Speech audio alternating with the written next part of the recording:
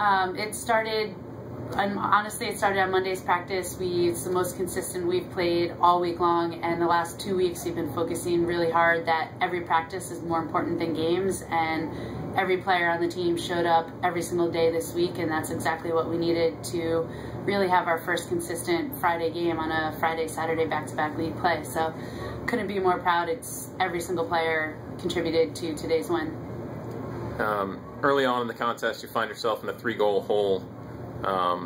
Did you have to say anything on the sidelines, or did a certain player or two step up to help the team rally from that deficit? I think I put a lot of trust in our senior leadership. I know that Kathleen Reagan and Liz Seidel were talking to our defensive unit and really making sure that they were staying a stick's length away, giving them the space that they needed and playing in the right position. So there was a second where I wanted to call the timeout, but I saw those two bring the defensive unit into a huddle, and I knew that exactly what I would say was being said in the huddle. So put a lot of trust in them, and it paid off. You go into halftime tied. What adjustments did you make, if any, or what did you think the key to the second half was going to be? Possessing the ball.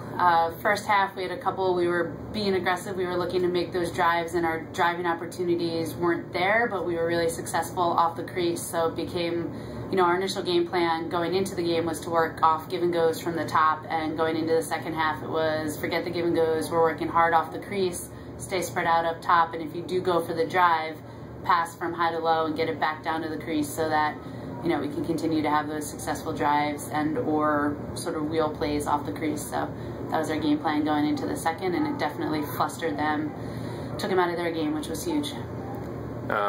You talked about a total team effort, and it really was in the second half in particular, but two players on the final box score stood out.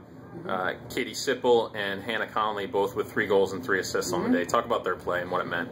The two of them are just a dynamic force together. They are very similar players, so they can kind of read each other without even having to see where the other one is. It's kind of, if Katie's driving, Hannah knows that she's cutting and she's looking for that, feed across the crease, and if not, Sipple's looking for that drive, knowing that Hannah's going to be backing her up behind, and they're just a really great force together, and that camaraderie is only going to continue to get stronger. It started way back in the fall.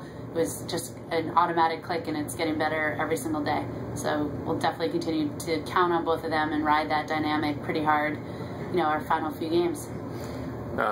Obviously a great win for the team and for the program, but how long can you enjoy this with a Skidmore team that's hungry for a win coming in here tomorrow? It's equally as important game, and definitely we're heading right into the locker room to do the Skidmore scouting report, and we'll enjoy this victory for another 15-20 minutes, and then it's right on into tomorrow. We certainly can't overlook Skidmore or even think about going into league play yet. We have to finish tomorrow. We have to finish really strong. It's not enough to win by 1 or 2. We have to play a complete game and play for 60 minutes.